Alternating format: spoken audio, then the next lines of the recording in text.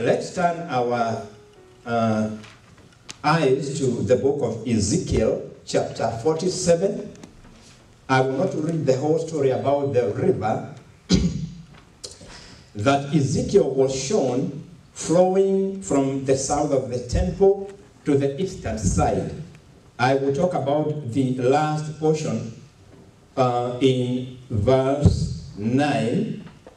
Verse 9, as it refers to this water which becomes a mighty river, it says, "And it shall be that every living thing that moves wherever the rivers go will live. There will be a very great multitude of fish, because these waters go there, for they will be healed, and everything will live wherever the river goes," the river of life. Father, in Jesus' name, I commit myself into your hands. I commit this message that you have given to me into your directions, that everything will be accomplished at the end of this message. We open our hearts to you, that we may receive that is from your throne of mercy. Every spirit that may try to interfere with this message, we defeat it.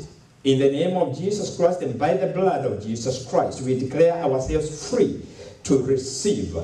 I thank you, Lord, for hearing me. It is in Jesus' name I have prayed. Amen.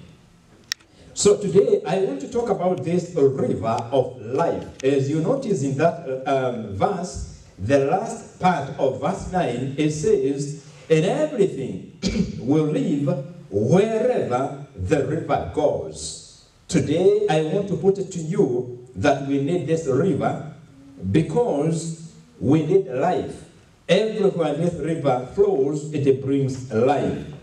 Now, before we see the need for this kind of river, the river of life, and before understanding what it is, we need to lay down the foundation. Why do we need the river of life? Now, we will need to look at society. We will need to look at the behavior pattern of people today and in the last days. When the second reading was read from the book of 2 Timothy, chapter 3, 2 Timothy, chapter 3, the first few verses, Paul is writing to the young Timothy, and he warns Timothy about the condition at the end of this age. We are living at the end of the age. I don't know who is going to tell the people that we are living in the last age, because this is a message that is being ignored. But I tell you, we are in the last days. The last days started a long time ago, but we have come closer and closer to the last days. And Paul, speaking prophetically, he saw the conditions that are going to be existing in the society. And when you read 2 Timothy in chapter 3, the first few verses, he gives a list of 18 problems, 18 behavioral problems, 18 things that are going to be practiced. There are several things that are happening today, and they show us clearly that we are in the last days. Now, these 18 conditions of the last stage of this world, if you can summarize them, they are actually summarized by Paul, and the behavior of the people can be described in 3 ways. This is according to Paul, that the people will be lovers of themselves. That is selfishness. That is self-centeredness. Today, we're not even talking about the very end. We are talking about now. We see this every day. Everywhere we see selfishness. People are only after their own interests. That is one characteristic that tells you we are living in the last days. Selfishness. People will be lovers of themselves. The second thing is that people will be lovers of money. Now notice, it's not the money that is a problem. It is lovers of money. To put it another way, and this is what we were discussing in the Bible study, people are going to be so materialistic. They will put their faith in materials. And we saw, as we studied the Word of God this morning, that this materialism, it has crept into the church to the extent that people are forgetting the teaching of Jesus Christ that said, don't worry about tomorrow. Because why people become so materialistic, they are just interested in material things. They are just lovers of money. They just want to acquire wealth. They become so materialistic, they don't see anything better than that. That is their God. And the church has become so materialistic that even now giving to God has become a problem. Because we have been blinded by this spirit of materialism, we are stuck to the money, we are stuck to the property, and to part with the only 10%, it has become a major issue, even right in the church, because this spirit of holding on to material things is so strong. It is the principle that rules in the world. Matthew 6, Jesus says, the Gentiles seek after materialism. And the church has become like the Gentiles, seeking after materialism, material things. They seek the money. It is not the money that is a problem. The Word of God is not forbidding people to get wealthy and rich. That's not the point. The point is, the enemy has crept into the church and he has diverted the priorities of the church and the believers. Instead of seeking the face of God, instead of seeking after righteousness, we have been forced to seek wealth. That is where the problem lies. And Paul, as he spoke to Timothy, he said, this is going to be a major problem in the last days. In fact, he calls the last days very dangerous. He is talking about the spiritual battle that is being waged through materialism, where people have become so concerned about materialism that we have left God out of the equation. And Jesus, as he talks in Matthew 6, he begins to teach people to refocus their thoughts on him. And he says, if you seek me first and you seek righteousness, this wealth you are pursuing, these material things you are seeking, they will be added unto you. Hallelujah. They will be added unto you. But we have been diverted in our thinking. The world is always after wealth. The Gentiles, according to Jesus, they seek after these things. Now, we believers, first we seek the Lord. First we seek righteousness. Then these things are added unto us. So Paul says, in the last days, people will become lovers of money. People are asking, are we nearing the last days? Just look at the society. You will see the very thing we are discussing today. Men and women have become materialistic. They are only interested in property. Their conversation is about property. It's never about God. But Jesus says, seek first the kingdom of God. The third thing Paul warns about is not just lovers of money and lovers of self. There is a third problem. The third problem is people will become lovers of pleasure rather than the things of God. I don't know how big this problem is, But this is one of the biggest problems currently. People are seeking after pleasure. And where there is a choice between the things of God and the things that will give them pleasure, they will choose that which is going to give them pleasure. So people will become lovers of pleasure. Everywhere where there is enjoyment, they would rather choose there rather than be, for example, in the house of God. Lovers of pleasure. That is what the world is like. That is why, for example, you see they put games on Sunday. Even the very important game, it is put on Sunday and it captures the attention of the world.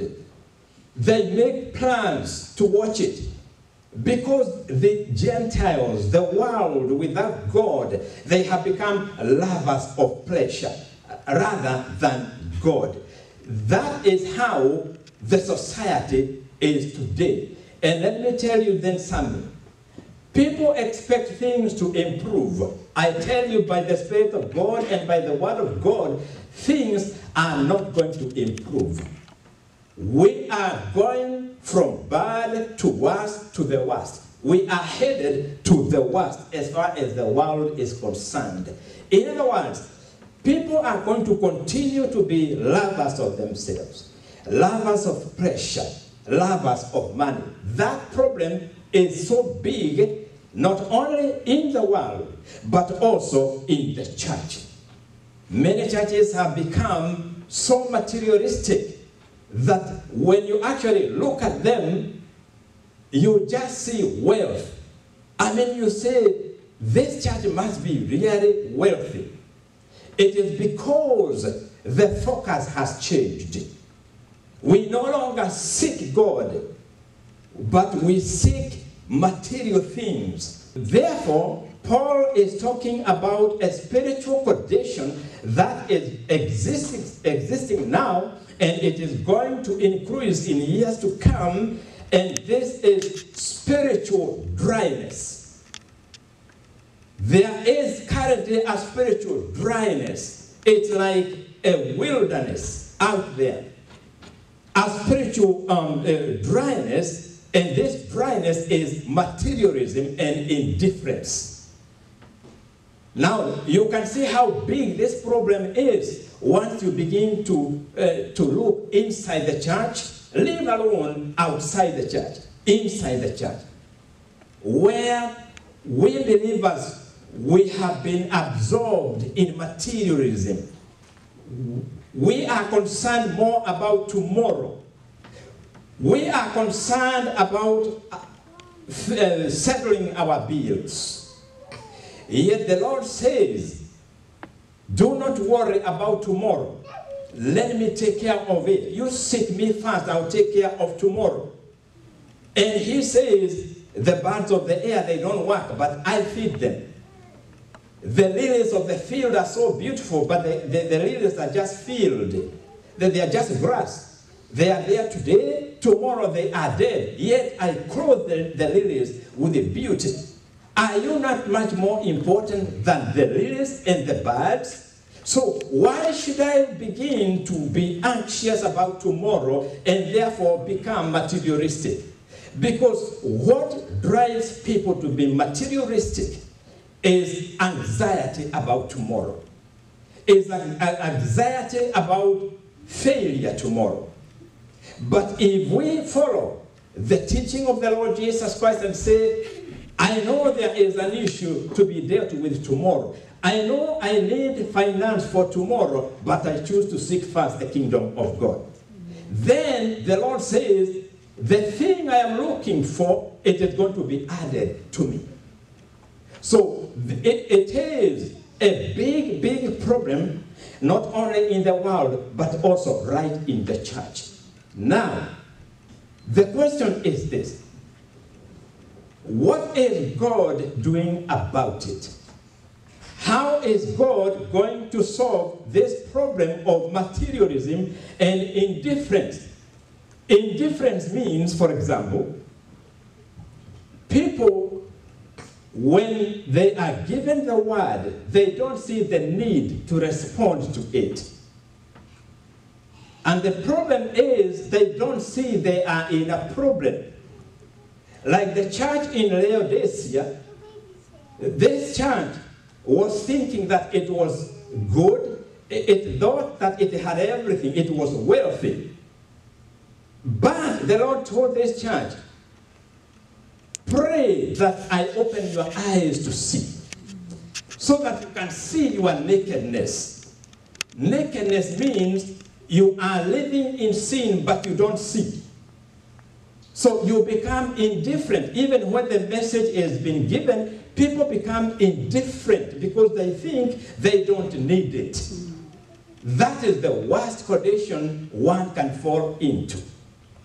And yet, God has a plan to break through this materialistic spirit. He has a plan to break through and touch this desert of materialism. And today I want to show you what God has in plan to deal with this hardness that has gripped the world and it has entered into the church. God is merciful, and he is going to do everything that is needed to save the last soul. So although this materialism and indifference is so big, it is so great, it is not greater than our God. God is greater than any problem, and he has a plan to deal with this kind of materialism, with this kind of indifference. And his will is the world to be convicted of three things. To be convicted that it has sinned. In other words, the will of God is for every person to come to this revelation that they have sinned. Now, the problem of indifference comes when you don't think that you need to be told that you are a sinner. There are many people who have not entered into salvation because they don't see their problem. They have never received the revelation that they are sinners. Therefore, God desires the world to be convicted that it has sinned. That is the will of God. But as you can see, it is not an ordinary task to convince the world that it has sinned. It will take the hand of God to do it. The second thing, which is part of the will of God, is to convict the world of it and of righteousness, that it has failed the standard that God has set for it. It has diverted from the path of righteousness. So God is saying, it is my will that the world be convinced that they have diverted from my path of righteousness. As you can see again, this is not a very easy task. The third thing, which is part of the will of God, is to convict or to convince the world of judgment. In other words, God wants the world to know, every soul, and this is why the gospel is being preached. God wants every soul to know this, that God has reserved a day of judgment. The world must know that there is a day of reckoning, there is a day of judgment that is coming. That is what the Lord wants. That is the will of God our Father. But as we have seen, this task of convincing the world of these three things, it cannot be done by human effort. It cannot be done through our own intelligence. You cannot convince the world that it has gone astray by your own understanding. You cannot convict it. You cannot persuade it. that it has swerved from righteousness by our own academic achievement. You cannot do that work on the basis of your natural talent to speak. You cannot convince the world of these things simply because you are very eloquent. You can see this job of convincing the world that it has sinned, it has gone astray from righteousness, that there is a day of judgment. That job is in the realm of God Almighty. It can only be achieved by the Holy Spirit himself. This is why Jesus, as he talked to the disciples before dying, when he was saying goodbye to them, he told them this: when the Holy Spirit comes, he will convict the world. Hallelujah. Amen. In other words, when Jesus left this earth, he said to the disciples, don't dare, do not dare to go and begin to minister on the basis of your own wisdom, on the basis of your own understanding, on the basis of your oratorical skills, on the basis of your eloquence. You will not get anywhere.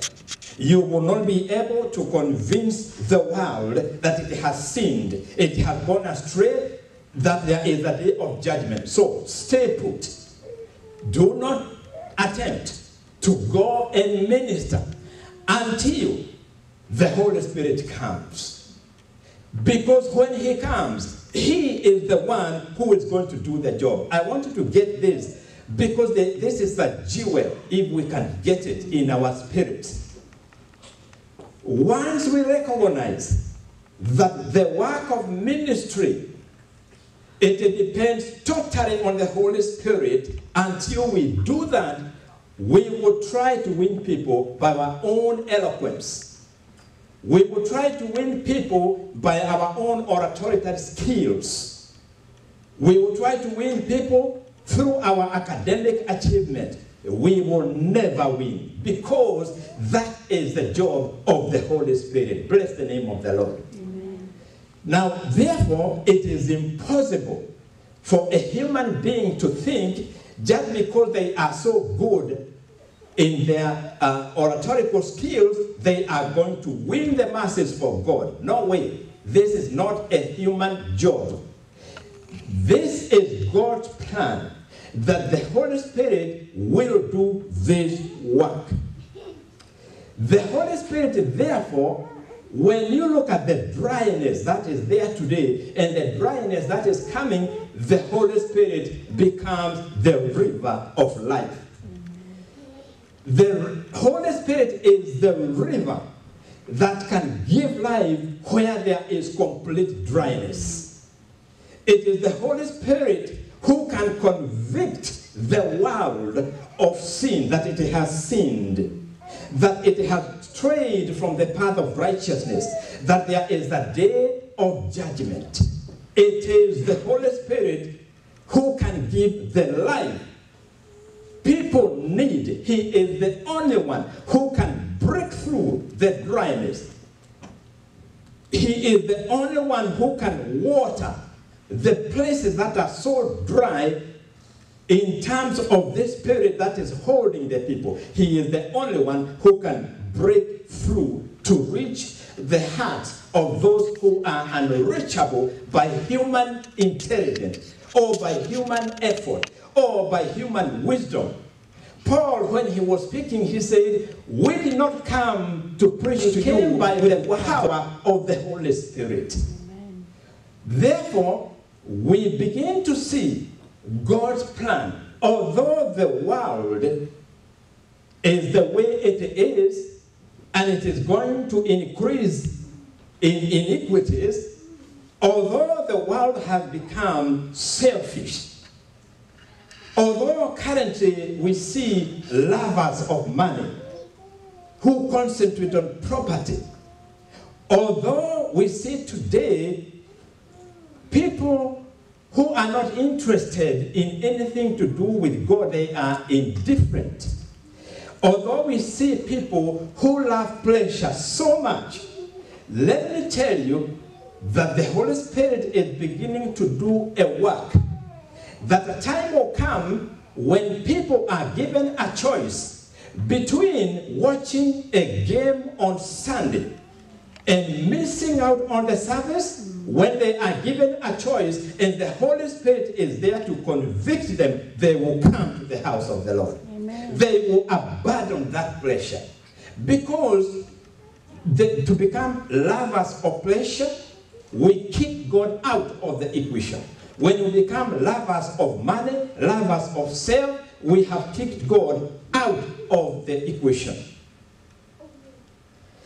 Now, there is also one other major problem. And this problem is again mentioned by Paul.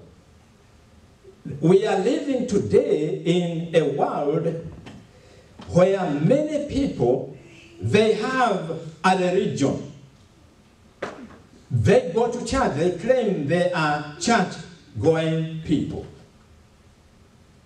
But the problem is, the same people who are saying they are religious, they deny the power of the Holy Spirit. This is what Paul says, in the last days, people will have a form of religion, a form of godliness. They will appear to be godly, but they will not accept the Holy Spirit power. This is why many people do not want to hear about holiness. They don't want to hear about the Holy Spirit. Because they deny the power of the Holy Spirit. That's another dangerous situation to be in. Now, the Holy Spirit, therefore, has come. He is the river that gives life wherever it goes. That's according to Ezekiel. He is the river. It runs through the land. It comes to places that are completely dry, spiritually. And this river is able to impart life. But this is the issue then. How is the Holy Spirit going to accomplish this task? This is where you and me come in. This is where every child of God comes in. The Holy Spirit uses human vessels. In other words, this river that gives life everywhere it goes, this river, God desires that river to flow through you and to flow through me. When then we realize this, that the Holy Spirit, being the river that gives life, He desires to use you and to use me so that He can flow through us. Therefore, today, God is looking for people who are anointed by the Spirit of God. Who are ministers? Is it the preacher? No. Ministers are you and me and everybody else who has the gift of the Holy Spirit to minister. So God is looking for ministers. There is a need, therefore, for anointed ministers. Whether you are ministering in the gift of tongue, or in the gift of worship, or in the gift of prophecy, or whatever gift the Lord has given to you, let me tell you what the Spirit of God is saying to you and to me. We need to be anointed. We must have this water, this river that flows to, runs to water the dry places. We must carry that river, because when we are anointed, we become the vessels, the instruments that the Spirit of God is going to use. Therefore, today I tell you, the world out there, with its dryness, with its lack of interest in the things of God, that world that loves pleasure, that world that has become lovers of money, that world is waiting for the river, hallelujah. That world that is dry is waiting for the river to give it life. In other words, there is a world that is waiting for an anointed believer, an anointed minister. Without being anointed, we cannot give life. No matter how well we present the case, no matter how well, how eloquent we are when we speak, no matter how well we sing, without the anointing, we cannot win this battle. It is too tough. It is spiritual. We are dealing with the hardness that comes from the devil himself.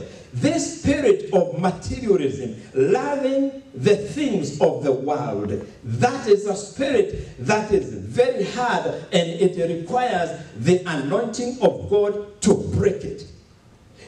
I cannot break it with my eloquence or with my own intelligence or with my own wisdom until I receive the anointing. This is why it is important to ask ourselves this question. When I stand before people, what am I giving them? Are they receiving the life from the river of life? Do I carry the river of life in me? Do I feed my children with the river of life?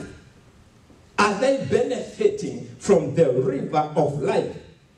When I come to minister before the people of God, am I giving them the river of life? Am I dealing with the dryness of the people I am ministering to? Therefore, there is an urgent need for anointed ministers. I say again, the word minister does not mean the preacher only. Every believer is supposed to be a minister. And therefore, once we understand that there is a huge task to accomplish, to deal with the dryness that is existing today, we must realize that we must become willing instruments of the Holy Spirit to be used as the means through which the river of life is going to flow. So that is the first thing. There is a very urgent need for anointed ministers of God. We need anointed singers. We need anointed intercessors. We need anointed ushers. We need anointed speakers. We need the anointing. We need to have the river of life flowing through us. Hallelujah. Amen. What kind of a person then is the Holy Spirit going to use? Since now we can see this is the plan of God, he must deal with the dryness. But he has to use human beings as vessels. So what kind of a person is going to be used? The kind of a person who is going to be used is one who suddenly realizes that without the anointing, my human effort are meaningless. Hallelujah. I don't know how to put this, but until you realize that you cannot make any end, you cannot break through until you have the anointing, until you realize the work of any kind of ministry must be anointed. Otherwise, it is useless to stand before people. No matter how I speak, the Bible says, even if I speak with the tongues of angels, no matter how I present the gospel, no matter how beautifully I sing, unless I am anointed, Unless I realize that I will not be effective, I will never make it. So the first thing God is looking for is somebody like you and me who suddenly receives this revelation that God, without you, I cannot do it. Without you, I cannot intercede effectively. Without you, Lord, I cannot pray effectively. Without you, I cannot pray for people to get well. Without you, I cannot perform any miracles. Without you, I cannot touch the lives of people. Once you realize that, you are on the way to being used by the Spirit of God. The second thing is this. Once I realize that with my own human effort, I cannot achieve any useful result, the second thing is I begin to understand that I have to acknowledge the power of the Holy Spirit. This is the opposite of what Paul is saying, that people will have a form of godliness, but they will deny the power of that godliness. But for you and me, once we realize without him we cannot do it, we begin to acknowledge his power. And we speak about his power, we depend on his power. The Spirit is looking for one who begins to understand that we can't do it. Secondly, one who begins to see I need the power of the Holy Spirit. Not my power, but the Holy Spirit power. Thirdly, the Holy Spirit is looking for a person who is then willing to yield to him. I believe this is why we have a big problem. We are not yielding because I believe in this place here, the Holy Spirit has been talking to people, leading them, but we are not yielding. The Holy Spirit desires us to yield completely to him. And yielding is proved by one thing, by obedience. You only know that you have yielded when you begin to obey what the Holy Spirit is telling you to do. This is where we need to learn to walk after the Spirit. Not to walk after our own fleshly ideas, but to walk according to what the Spirit of God is telling us to do. When then we yield to him, he is willing to anoint us. Hallelujah.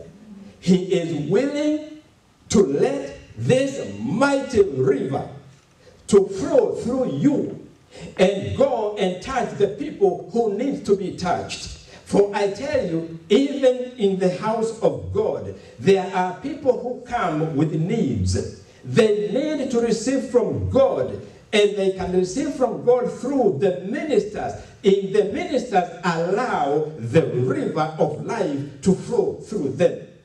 So once we yield and we begin to obey, let me tell you something. You will stand here, you will speak, you will sing, you will pray, you will see the result. You will see the power of this river being manifested. Hallelujah. Amen. The Bible says in Ezekiel that wherever this river flows, it gives life. This is very special. It means if you allow the river to flow in you, you will start seeing the manifestation of that river in your own house. Maybe your spouse is not quite spiritual, but that river, when it begins to flow through you, it will deal with the dryness in your spouse. Your children will begin to feed from that river. And the Bible is saying, wherever this river goes, it gives life. It means this, wherever you are, wherever you go, you will touch a life. You may travel back to Kenya. You may travel back to your family members. Or they may come to visit you. And if the river of life is in you, let me tell you, that river is going to transform the lives of your family members. Because this river gives life everywhere it goes. So when you come, you stand here, many are going to be touched by the river that is flowing through you. Today, therefore, the Lord is asking, who is willing to yield to me? I am looking for willing vessels so that this river can flow through those instruments. If you are willing to be obedient, God is ready to let this river flow through you to touch the lives of other people. Now, in conclusion, there is something very interesting I want to mention at the end. When you read verse 10, or let's look at verse 11. It's very interesting. And this is as I conclude this message. It says in verse 11 of Ezekiel 47, but the swamps and the marshes will not be healed.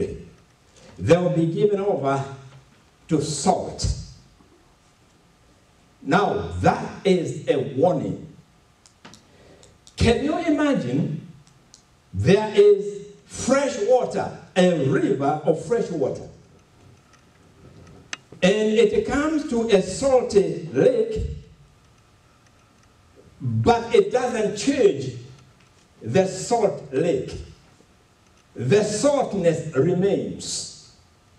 For there are swamps and there are marshes that will not be touched by the river of life. How is that possible? It is because not everybody is going to listen to you. They never listen to the Lord Jesus Christ. They never listen to the prophets. So there are people, they will hear the message. Not that the speaker is not anointed. Hallelujah. Amen.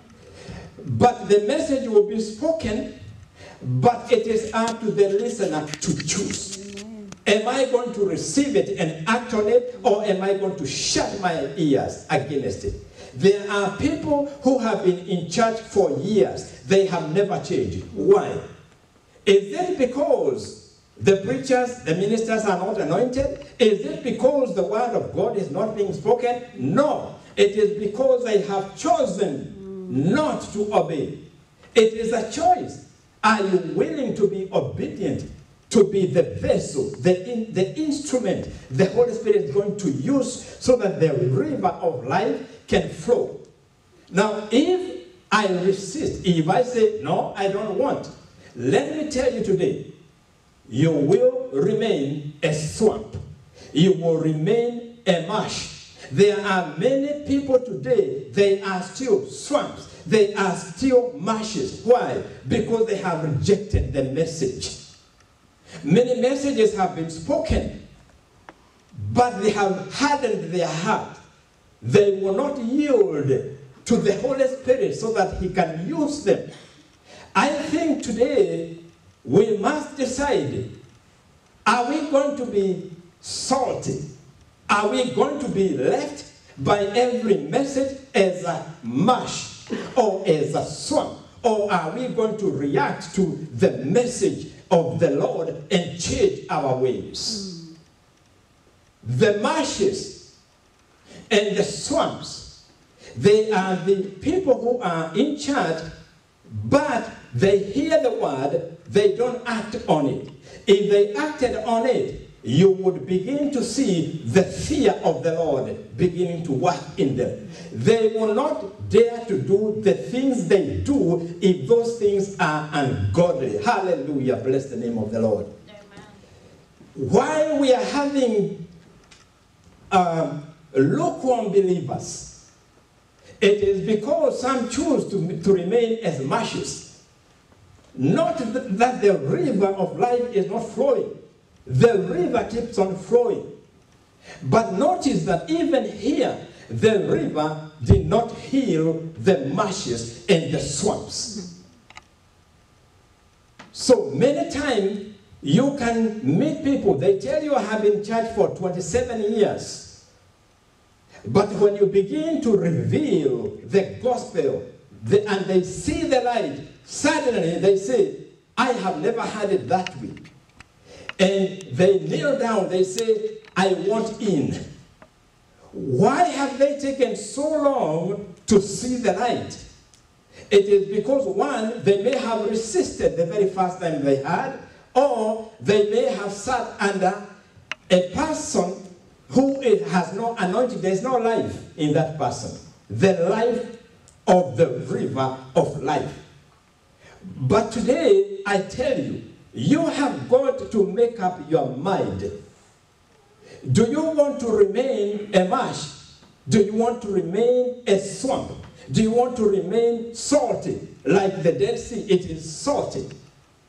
We can't remain like that if we reject what the Holy Spirit is calling us to be. And his desire is for him to flow through you and me, so that we can be instruments of healing the dryness that is existing today. So I leave you with this. Are you willing today to say, Lord, I don't want to be a swamp. I don't want to be a marsh. I do not want to remain salty. I need a touch of the river of life. That is the issue. Amen. We got to decide, because you can see there is the river of life. It is flowing, it is giving life, and the word says everywhere it went, it gave life. Yet the Bible says the marshes and the swamps, they were not healed. Do you want to remain unhealed? But if you choose to be healed, you must begin to be obedient to the Spirit. He has been speaking to you many, many times. He tells you and me, rectify your way. Move this way. Don't do that. But we still continue to do the things he is telling us not to do. Therefore, we can choose to remain a marsh or a swamp. Will you confess with me that I am not a swamp? Can you say that? I am not a swamp. I am not a marsh. I am not a marsh. I am not going to remain salty. I am not going to remain salty. I am willing to receive the river of life. Let's bow our heads and pray. Father, in the name of Jesus, we want to bless your name for the word that you have given to us today. My Father, the rest is for you to work it out in our hearts. Lord, we have confessed before you that we are willing to be transformed.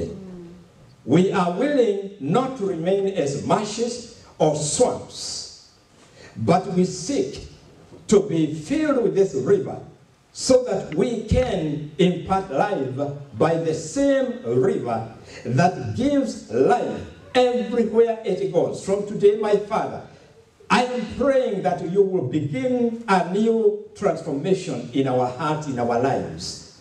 Cause us then to be obedient to you. What you tell us to do, what you tell us to leave aside and follow you, help us, Lord, to do it, oh God.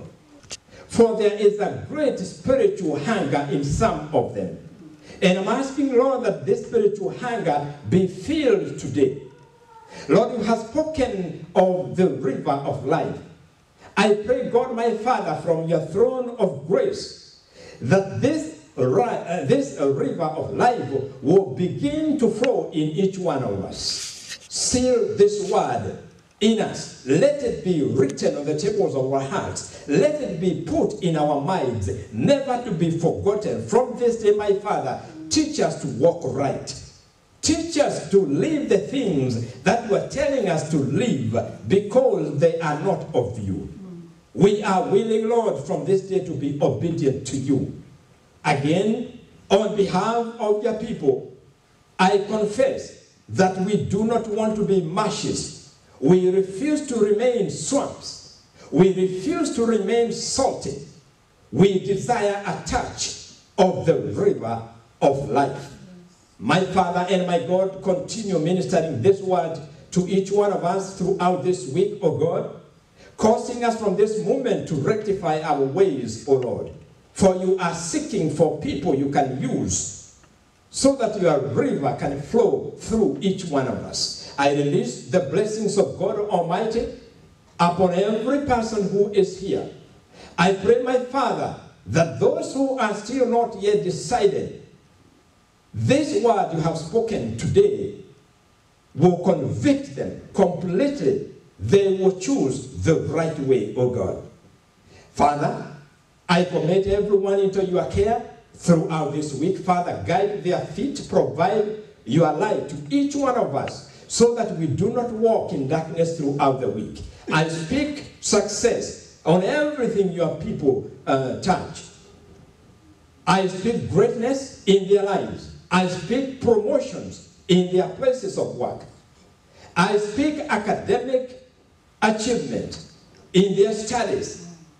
I seek a breakthrough in their homes. Let the river of life begin to work greatness in the lives of those who are here and those who are watching this message by video. Lord God Almighty, I now release your people into your care, into your hands. Shelter us from every attack of the enemy. Every weapon that the enemy has formed against us, I destroy it now. In the name of Jesus, every plan he was planning against any one of us and anyone who is watching this, I destroy that weapon. I cancel that plan in the name of Jesus. Lord, I call upon your precious blood to shelter, to cover your people from this moment onwards. Let this river begin to flow to our homes, touching our loved ones, oh God, touching our children, oh Lord. We bless you, we thank you for this time you have given to us, and it is in the mighty name of Jesus Christ I have prayed, and the people say, Amen. Amen.